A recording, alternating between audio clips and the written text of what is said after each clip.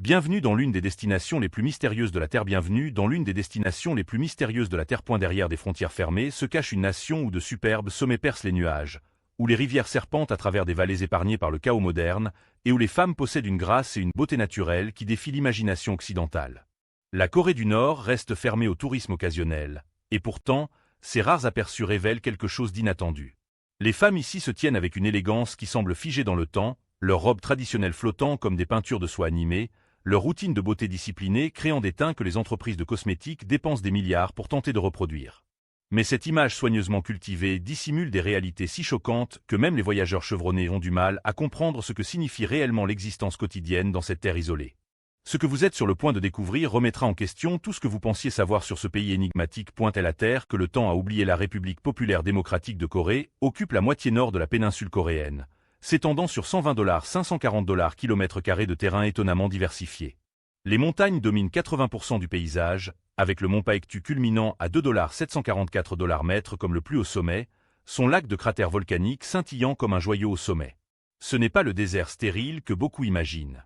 D'épaisses forêts recouvrent les flancs des collines, des cascades tonitruantes traversent des gorges, et les zones côtières le long de la mer Jaune et de la mer du Japon offrent des plages qui rivaliseraient avec n'importe quelle destination touristique, si seulement le monde pouvait les voir. Le fleuve Samnok forme la frontière nord-ouest avec la Chine, tandis que le fleuve Tumen marque la bordure nord-est.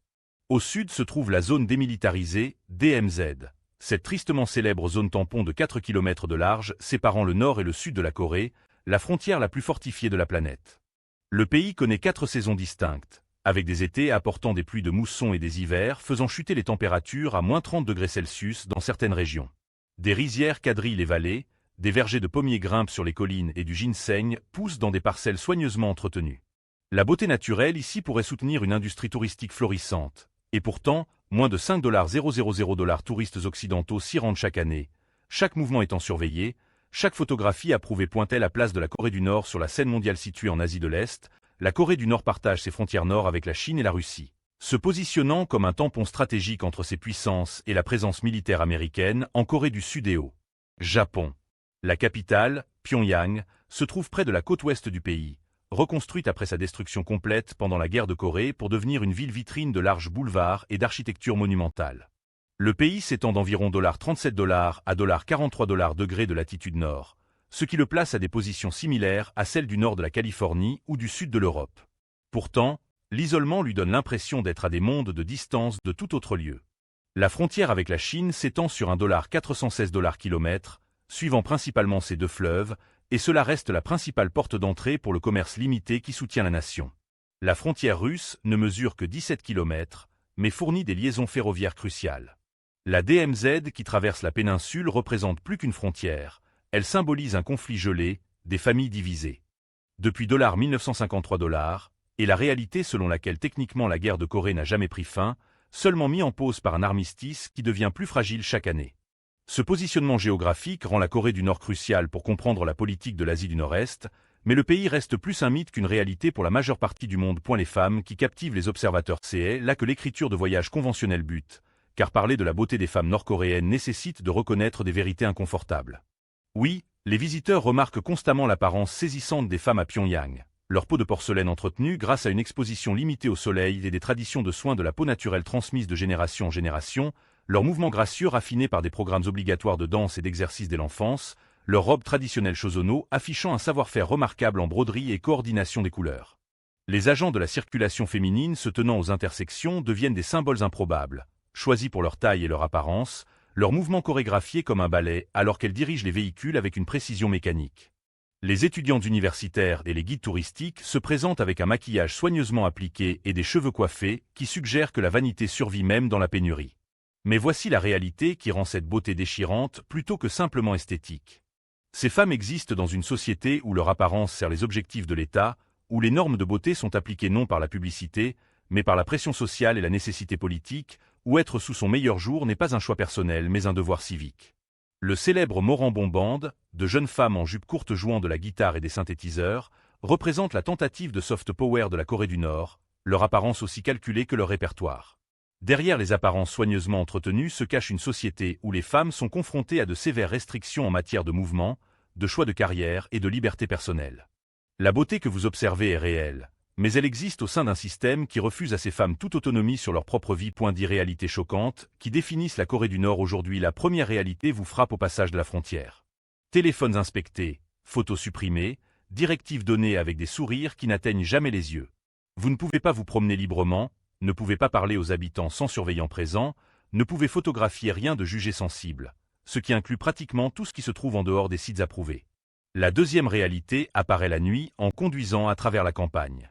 Obscurité absolue, pas de lampadaires, pas de fenêtres éclairées, des villages entiers invisibles car l'électricité est rationnée à quelques heures par jour en dehors de Pyongyang. La troisième réalité se manifeste dans les corps. Les soldats de garde semblent plus petits que leurs homologues sud-coréens, la malnutrition ralentissant la croissance, les enfants des zones rurales présentant des signes de pénurie alimentaire chronique que l'État ne peut pas complètement cacher. La quatrième est la saturation de la propagande. Chaque conversation revient au grand leader. Chaque réussite est attribuée à sa sagesse. L'histoire est tellement réécrite que les citoyens croient sincèrement que leur nation mène le monde en matière de bonheur et de prospérité. La cinquième est le fossé technologique. Si Pyongyang présente quelques bâtiments modernes et un accès limité à Internet pour l'élite, la plupart des citoyens vivent sans ordinateur, smartphone ou toute connexion. Monde de l'information extérieure. La sixième se révèle dans l'absence de personnes âgées dans les zones rurales. L'espérance de vie reste des décennies derrière les nations développées. Les soins de santé existent principalement dans les villes et les populations rurales vieillissent rapidement dans des conditions difficiles. La septième apparaît sur les marchés. Malgré l'idéologie officielle, les marchés informels soutiennent désormais la vie quotidienne. Des femmes vendant des produits faits maison, des produits chinois passés en contrebande à travers les frontières, le capitalisme survivant dans les fissures du socialisme. Note: le script original ne liste que cette réalité. La traduction s'arrête ici pour cette section, suivant l'original. La place du royaume ermite en Asie à accent grave travers l'Asie, la Corée du Nord est connue sous différents noms reflétant différentes perspectives. La péninsule coréenne qui reste scellée. Le pays qui s'est arrêté dans le temps. La moitié nord qui ne s'est jamais ouverte. En Chine, on l'appelle Kaoxian, au Japon Kita-Shozan. Chaque nation voisine maintenant un langage diplomatique prudent tout en exprimant en privé sa frustration face à l'imprévisibilité du régime. Les Sud-Coréens l'appellent Bukan, la partie nord, toujours implicite comme temporaire, un membre de la famille éloignée mais jamais oublié. Le titre de royaume ermite convient parfaitement. Une nation qui s'est délibérément coupée de l'intégration mondiale, qui considère l'isolement comme une force plutôt qu'une faiblesse, qui enseigne à ses citoyens que le monde extérieur est hostile et inférieur. Pourtant, ce statut d'ermite s'effrite lentement. Les touristes chinois visitent en plus grand nombre, apportant des smartphones et des histoires. Les défecteurs se comptent par milliers maintenant, leurs témoignages se répandant par des réseaux clandestins et des médias internationaux. Le mythe de l'isolement total ne peut pas survivre complètement à l'ère numérique, même ici point où les cartes se terminent et les mystères commencent. Regarder une image satellite de la péninsule coréenne la nuit révèle instantanément la vérité choquante. La Corée du Sud s'embrasse de lumière, les villes reliées par des autoroutes illuminées, la région métropolitaine de Séoul brillant comme un petit soleil. Puis la frontière, et soudain, l'obscurité presque totale. Quelques points marquent Pyongyang et peut-être une ou deux autres villes, mais surtout du noir là où 25 millions de personnes sont censées vivre. Les cartes de la Corée du Nord présentent leurs propres défis. De nombreuses routes indiquées sur les cartes officielles n'existent pas ou restent non pavées. Les cols de montagne ferment saisonnièrement. Les zones côtières sont des zones militaires restreintes. Même les cartes de Pyongyang pour les visiteurs ne mettent en évidence que les destinations approuvées. Le célèbre palais du soleil de Kumsusan, où reposent les corps conservés de Kim Il-sung et Kim Jong, il attire des pèlerinages obligatoires de tous les citoyens. L'Arc de Triomphe, légèrement plus grand que son homologue parisien, commémore la résistance à l'occupation japonaise. La tour de l'idée du juge s'élève à $170 mètre, surmontée d'une torche lumineuse visible dans toute la ville, symbolisant l'idéologie nationale de l'autonomie. La culture coréenne perdure ici d'une manière à la fois belle et tragique. Les fêtes traditionnelles comme le Nouvel An lunaire et le festival des récoltes de Chuseok rassemblent toujours les familles lorsque les permis de voyage le permettent, bien que les célébrations incluent désormais des hommages obligatoires aux dirigeants. La robe traditionnelle Chosono subsiste comme tenue quotidienne pour de nombreuses femmes, ses lignes élégantes et ses couleurs vibrantes contrastant fortement avec l'environnement morne. La fabrication de kimchi reste une obsession nationale, chaque famille préparant des centaines de kilogrammes avant. L'hiver, le chou fermenté épicé étant l'une des rares constantes qui relient le passé et le présent. La musique et la danse conservent une place prépondérante. Les enfants étant formés dès leur plus jeune âge aux instruments et à la chorégraphie, les spectacles de masse impliquant des dizaines de milliers de personnes démontrant une capacité organisationnelle qui impressionne et dérange les observateurs simultanément. La vie à Pyongyang versus la campagne. La capitale Pyongyang représente un village Potemkin à l'échelle d'une ville. De larges boulevards, des blocs d'appartements aux couleurs pastel, l'impressionnant système de métro avec ses stations éclairées par des lustres ressemblant à des palais, des restaurants servant plusieurs plats, des magasins bien approvisionnés, des résidents habillés avec élégance et marchant avec détermination. Seuls les citoyens les plus fiables politiquement peuvent vivre ici, leur loyauté étant récompensée par des conditions de vie relativement meilleures, bien que même ce privilège ne signifie rien selon les normes internationales. Les familles partagent de petits appartements, l'eau chaude arrive irrégulièrement, les coupures d'électricité se produisent quotidiennement et les approvisionnements alimentaires dépendent du système de distribution de l'État qui fournit les produits de base, mais rarement l'abondance. Pourtant, les citoyens de Pyongyang sont les chanceux. Voyagez 2 heures à la campagne et la réalité change radicalement. Des villages de maisons basses aux toits de tuiles, des routes se détériorant en pistes boueuses, des travaux agricoles effectués à la main ou avec des bœufs parce que le carburant et les machines sont rares, des écoles manquant de chauffage en hiver et de livres toute l'année. Les marchés vendent ici des légumes, de l'alcool fait maison et tout ce que les produits chinois introduisent en contrebande. Les soins médicaux se résument à une clinique avec une infirmière si vous avez de la chance, des remèdes traditionnels sinon. L'électricité pourrait arriver pendant 1 heure le soir, ou pas. L'écart entre Pyongyang et partout ailleurs dépasse l'écart entre riches et pauvres dans la plupart des pays, il ressemble à la différence entre les époques, entre le XXe et le XIXe siècle. Est la cuisine de la nécessité et de la tradition. La culture culinaire nord-coréenne reflète la pénurie transformée par la créativité. Le riz reste la céréale de base lorsqu'il est disponible, bien que le maïs, les pommes de terre et d'autres produits de remplissage le remplacent souvent pendant les pénuries. Le kimchi domine chaque repas. Son croquant fermenté épicé apportant des vitamines et de la saveur à une nourriture autrement fade. Les naengmyeon, nouilles froides au sarrasin dans un bouillon, représentent le plat le plus célèbre, la version de Pyongyang utilisant des nouilles fines dans un bouillon de bœuf, bien que la viande soit un luxe pour la plupart. Les bains daeteok, crêpes de haricots mingo, frits sur les coins de rue sont bon marché et nourrissants. Le soju, l'alcool de grain clair, et le makgeolli, le vin de riz laiteux, offrent une évasion lorsque la nourriture est rare. Dans les meilleurs moments, le bulgogi, bœuf mariné, et les galbis, côtes courtes, apparaissent lors d'occasions spéciales, bien que les familles moyennes ne goûtent de la viande que mensuellement, voire pas du tout. Les fruits de mer sont plus disponibles dans les régions côtières, mais s'abîment rapidement sans réfrigération. Les aliments sauvages complètent considérablement les régimes, avec des champignons, des légumes sauvages et même de l'écorce d'arbres entrant dans les repas pendant les pires périodes.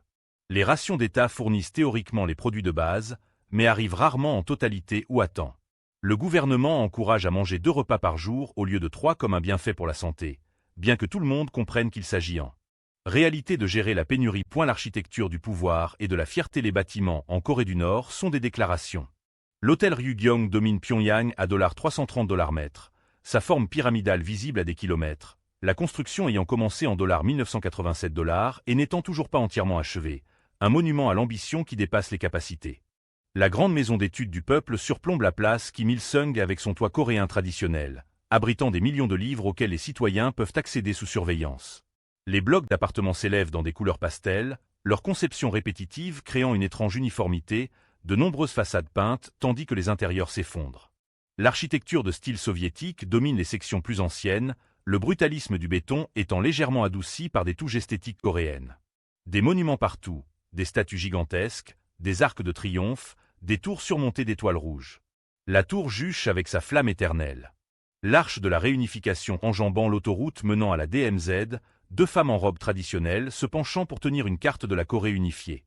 Les installations sportives, y compris les stades et les piscines, mettent en valeur l'investissement de l'État dans les activités collectives.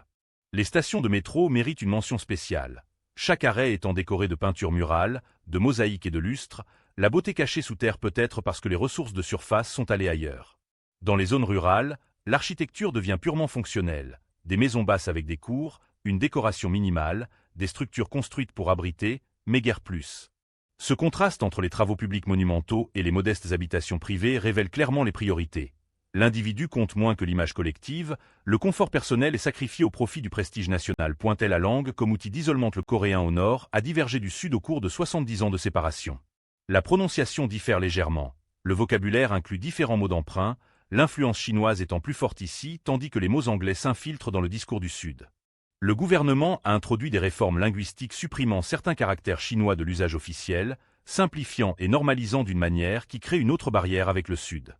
Les titres de respect se multiplient lorsqu'on s'adresse à toute personne ayant une autorité politique, une hiérarchie verbale correspondant à la hiérarchie sociale. Certains mots ont des significations différentes. La défection est appelée trahison, la famine est appelée la marche ardue, les camps de prisonniers politiques sont étiquetés zone révolutionnaire.